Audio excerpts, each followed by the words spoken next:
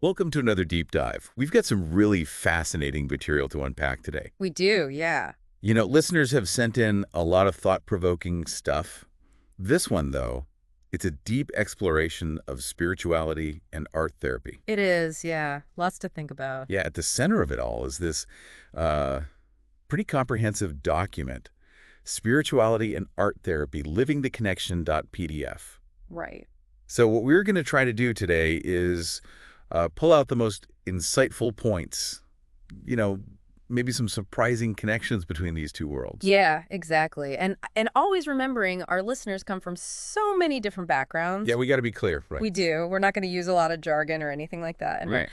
And what we're really getting at, I think, is this idea that's suggested in the source material that art making and spirituality are not just kind of related. They might actually be inseparable. Yeah, there's this deep intertwined nature of art and spirit that really does run through all of this material. It does. And one of the things that's really interesting is the author's own journey. Yeah. Like this person has explored Catholic liturgies, Right. has this deep connection with nature, Yeah. was involved with a 12-step program, Right. feminist theory, hatha yoga, Right. Buddhist meditation.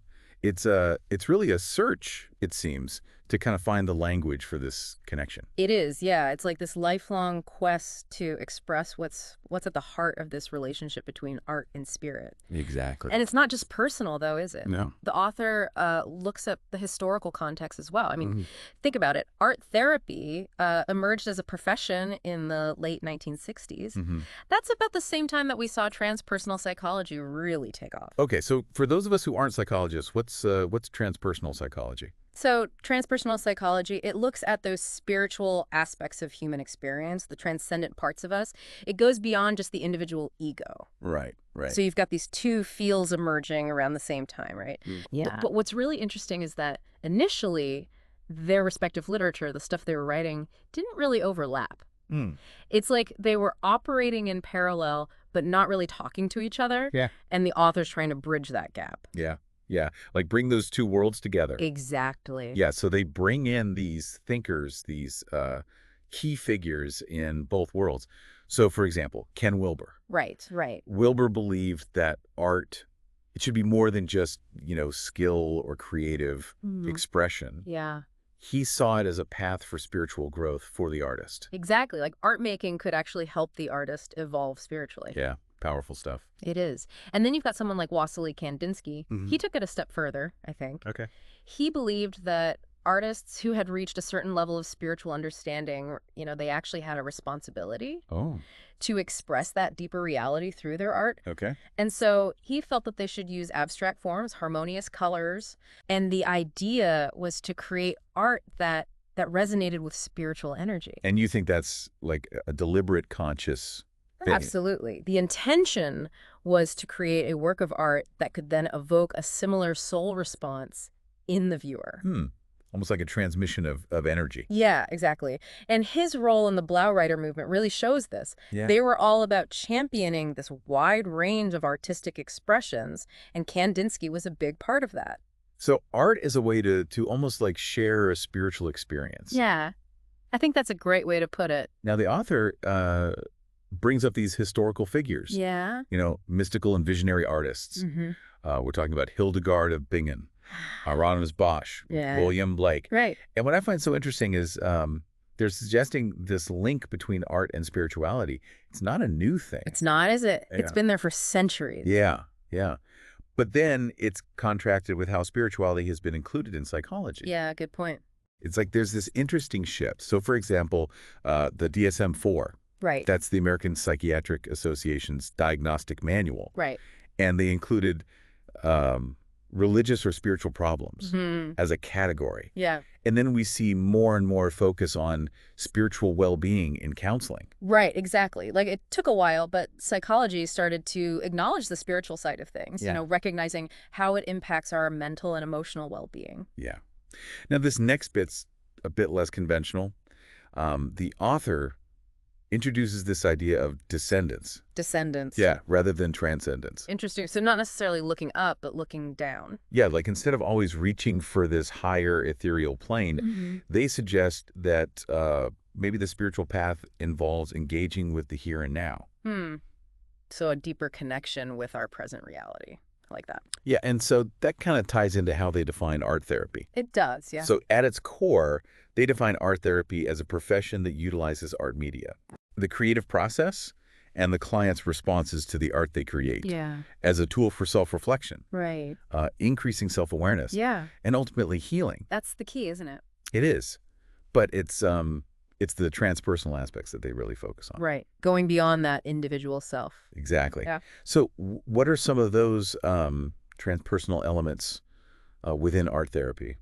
Well, they talk about heightened awareness, not just of ourselves, but of others too. Okay. A reawakening of the senses and a greater connection to our physical body, really being present in the moment. Yeah. That sense of awe at the mysterious ways that images can communicate. Yeah, yeah. Like sometimes an image can express something that words can't really touch. Exactly. And there's a deeper truth there beyond our conscious understanding. And I think most importantly, this feeling of acceptance, love, compassion, gratitude for this larger presence, something beyond ourselves. So it's not just about making pretty pictures. It's not. Or even just processing your emotions. No, there's something much bigger going on. There's this transpersonal content, context, and process. Right. Can you break those down for us? Yeah, so transpersonal content, it refers to the therapist's own inner world. Okay. Their attitude, things like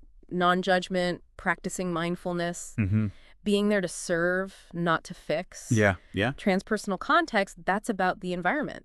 Simple art materials. Okay. Embracing that unpredictability of creativity. And then you've got transpersonal process. Okay.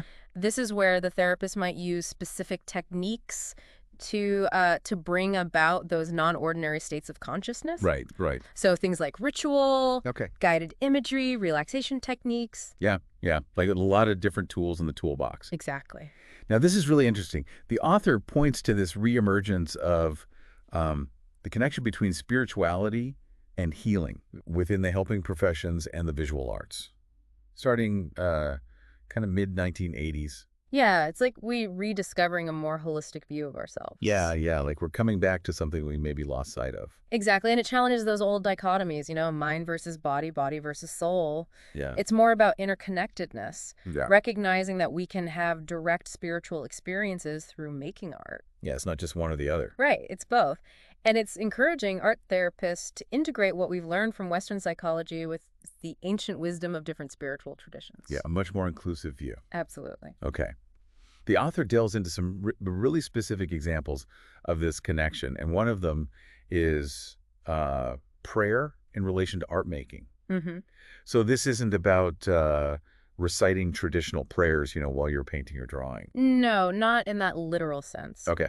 But the author shares their own experience of how their understanding of prayer evolved, from those rote recitations we all did as kids to something much more profound. Yeah, like a more personal way of connecting with the divine. Exactly. And the point is that prayer can take so many forms. Right. The author suggests that the process of creating art, that can be a form of prayer in itself. Okay, art is prayer. Yeah. Tell me more about that. Well, think about what happens when you're making art. You're open to the unexpected, there's happy accidents, and at the same time, you're focused. Okay. There's intention there, discipline, Yeah. and then there's that awe you feel when something emerges. Yeah. Like something beyond yourself is guiding the process. Almost like you're tapping into a creative flow. Exactly. And for the author, viewing art making as prayer, it grounds spirituality in the everyday.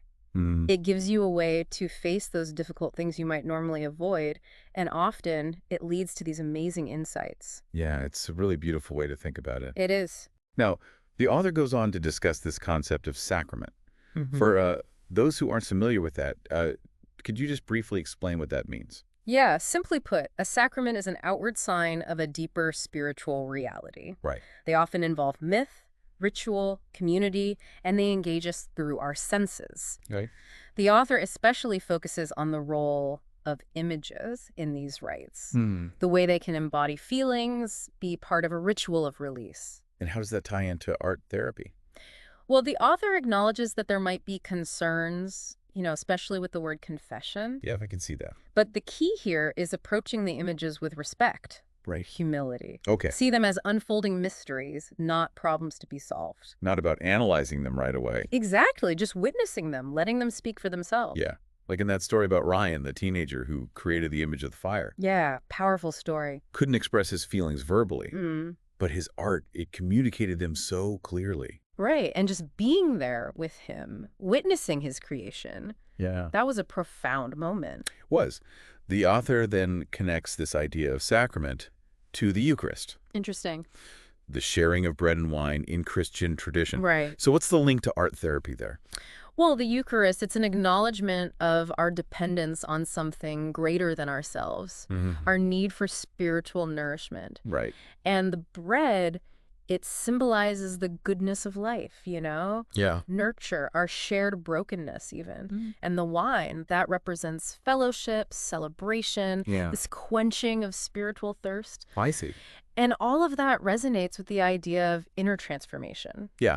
Like you share an experience, you're vulnerable, and something shifts inside. Exactly. Now the bitch painting example. Oh, yeah. Can you walk us through that? Yeah, so Brenda Miracle-Bova, she was working with a group of teenage boys, and they were using this derogatory term, and instead of shutting it down, she saw the pain behind it. She invited them to create this painting. Okay. And as they worked on it together, it was like a kind of Eucharistic community formed. Really? Yeah, based on their shared vulnerability. And then there was that encounter with the girls group. Right. That was unexpected. It was. But it opened up a whole conversation about what the word even meant. I did, yeah. Yeah.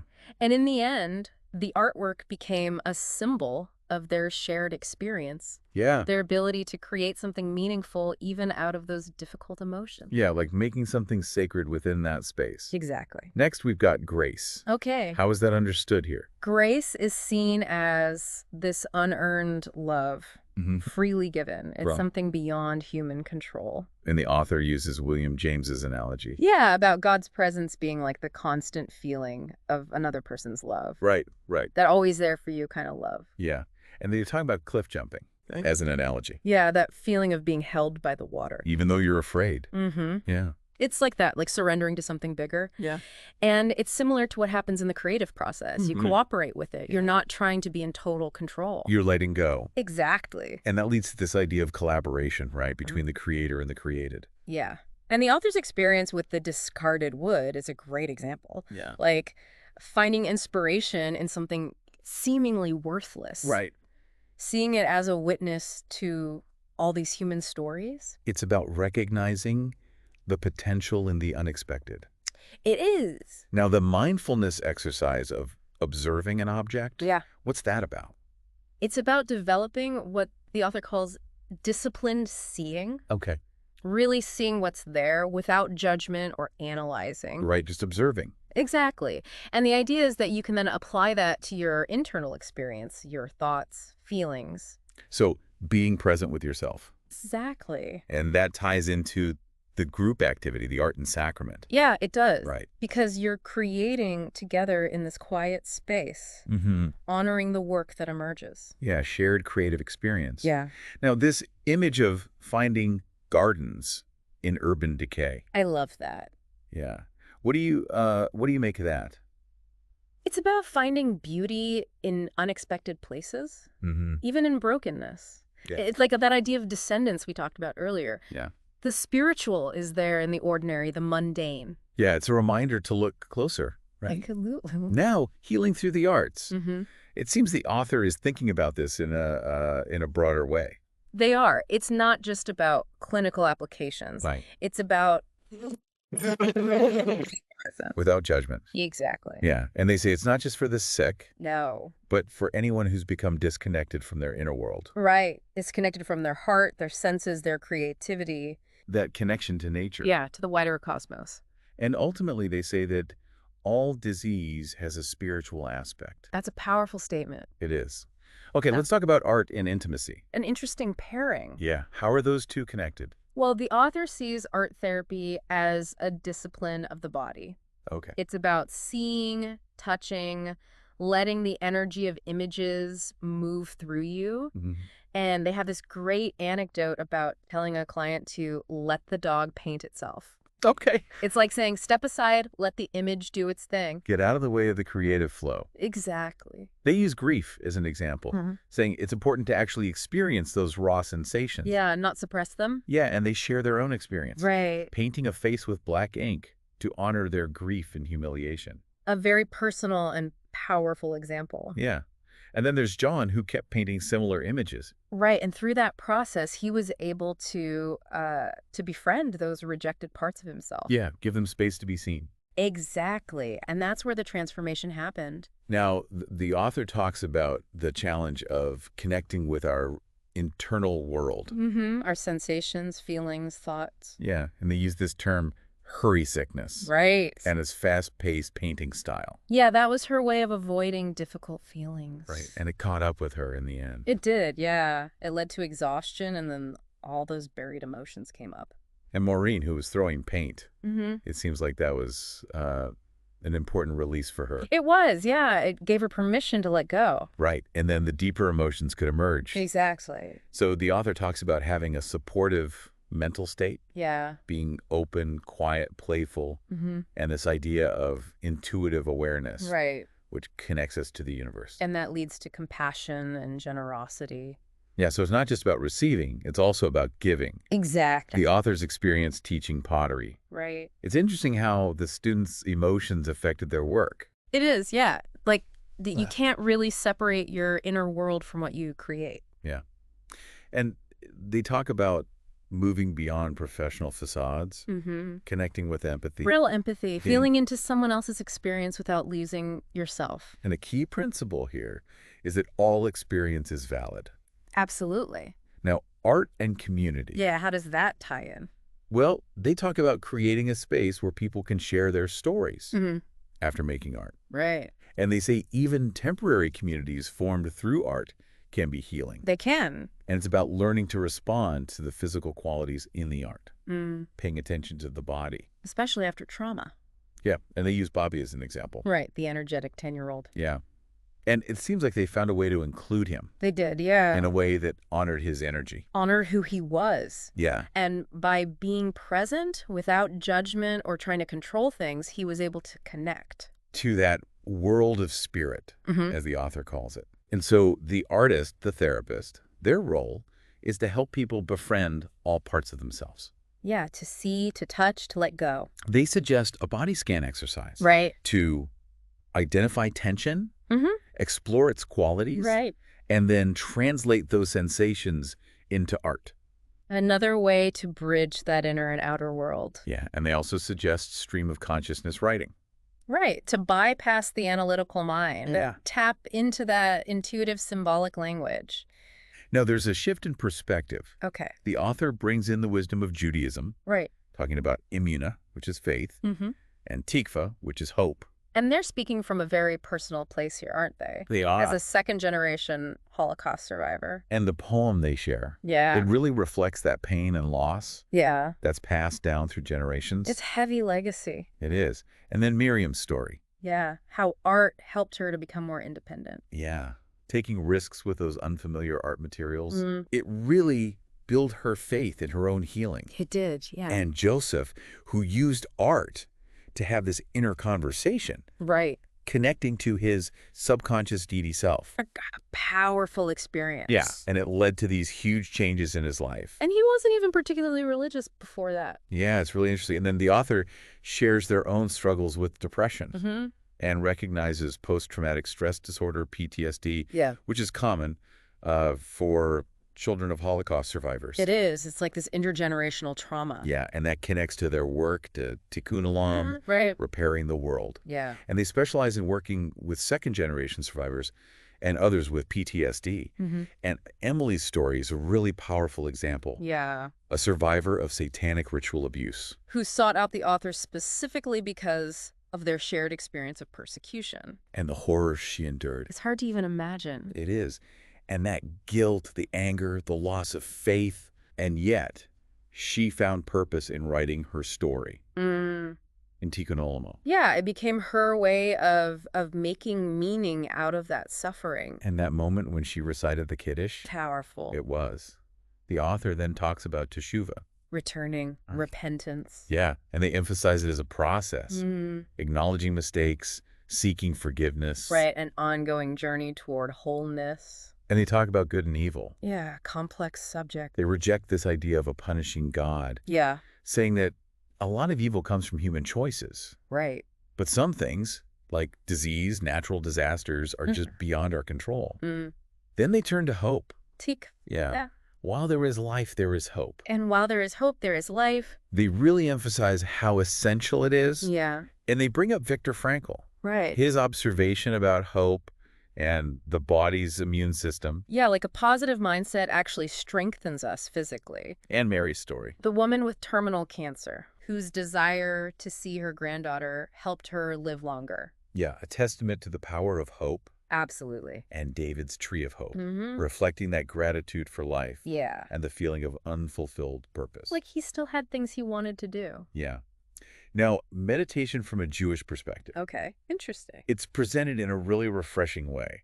How so? Well, they say that being able to hear the noise inside. Yeah. That's actually an accomplishment. Like that's a sign you've achieved some stillness. Exactly. I like that. Yeah, and they present meditation as this ancient cross-cultural practice. Right, not some new age fad. Yeah, as natural as sleep. And they emphasize this relationship with the mind. Right. Learning to observe thoughts without judgment. Just noticing them, letting them be. Now, we get to the yoga of art and the creative process. Okay. They bring in Patanjali's Yoga Sutras. Right. Which are described as a divinely inspired method for unfolding the self. And it's a very precise system, isn't it? It is. Addressing the workings of the mind in detail. Yeah, almost like a precursor to modern cognitive theory. Interesting. Now, they go through the 8 limbs of yoga. Right. Starting with the yamas, which are ethical restraints. How we interact with the world. And then the niyamas, which are observances. Self-discipline. Yeah. And then asana, the physical postures. Pranayama, breath control. Right. Pratyahara, withdrawal of the senses. Inward focus. Dharana, concentration. Dhyana, meditation. And finally, samadhi.